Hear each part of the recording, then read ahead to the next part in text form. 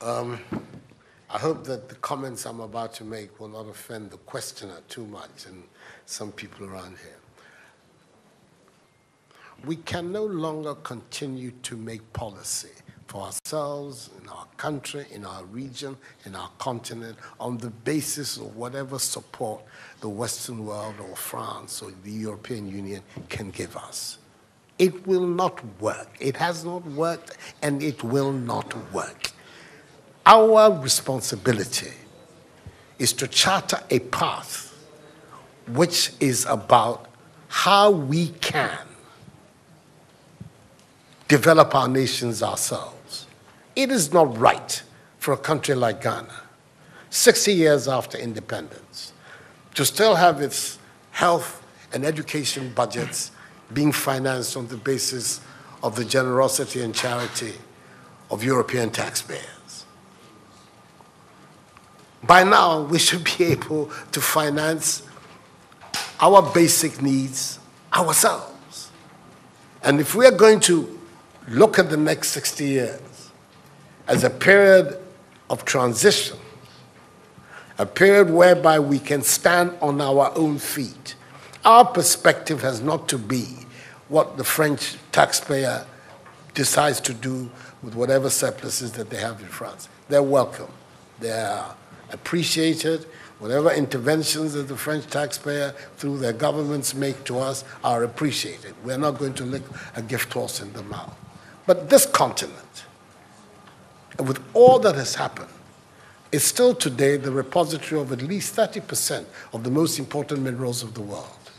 It is a continent of vast, arable, and fertile lands. It has the youngest population of any of the continents in the world. So it has the energy and the dynamism. We have seen it.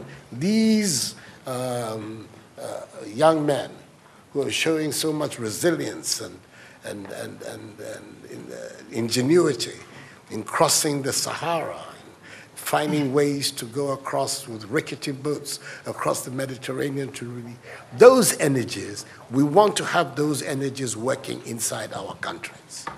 And we're going to have those energies working in our countries if we begin to build systems that tell the young people of our country that their hopes, their opportunity are right here with us. Migration and the movement of people is being presented in a manner which suggests that somehow it's a new phenomenon. There's nothing new about it. It's as old as man, the movement of people. And it has always been linked to the same thing: the failure of where you are to provide you with an opportunity, so you move somewhere else. Those of you who are familiar with 19th century European history would know that the biggest wave of immigration in 19th century Europe, the latter part of it, came from Ireland and from Italy. Waves upon waves, generations of Italians and the Irish people left their countries to seek the American paradise, largely because Ireland was not working, Italy was not working. Today, you don't hear it. Italian young people are in Italy. Irish young people are in Ireland. We want young Africans to stay in Africa. And how are they?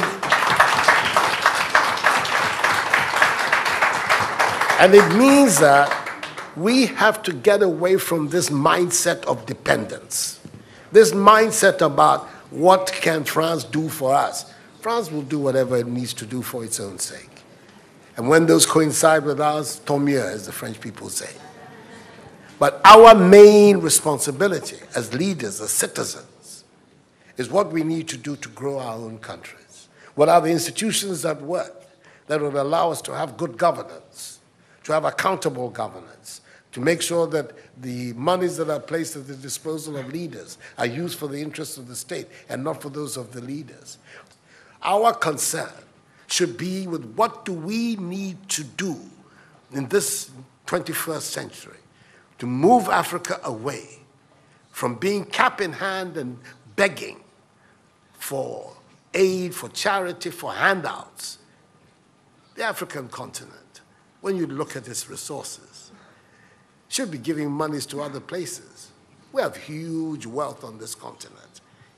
And not, when I say so with the greatest of respect to the French president, I think that the cooperation of France is something that I am, as you know, a strong friend of France. I am Francophile.